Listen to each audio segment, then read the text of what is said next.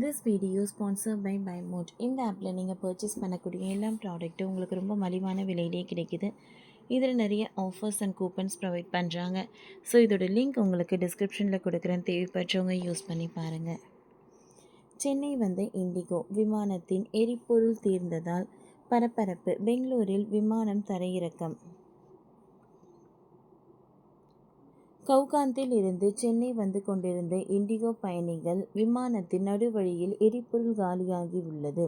இதனால் விமானம் உடனடியாக அவசரமாக பெங்களூரில் தரையிறங்கியுள்ளது. விமானம் பத்திரமாக தரையிறங்கியதால் பயணிகளின் உயிருக்கு எந்த ஆபத்தும் ஏற்படவில்லை.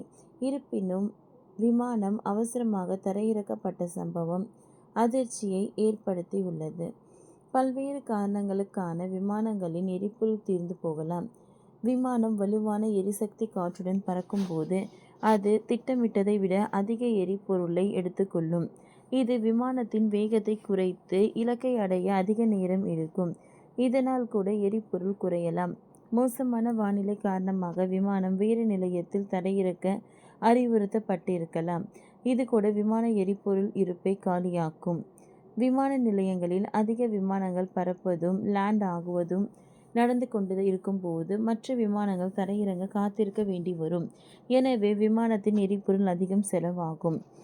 இராணுவ பயிற்சி அல்லது பிற போக்குவரத்து நெரிசல்கள் காரணமாக விமானத்தின் பாதை மாற்றி அமைக்கப்பட்டிருந்தாலும் எரிபொருள் காலியாகும்.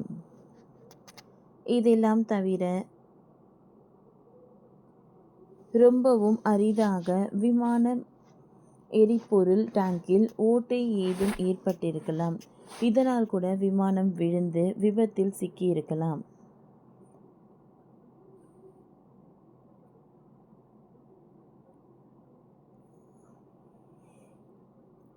கவுகாத்தில் இருந்து சென்னை வந்து கொண்டிருந்த இண்டிகோ பயணிகளின் விமானம் நடுவழியில் எரிபொருள் காலியாக உள்ளதாக கூறப்பட்டது.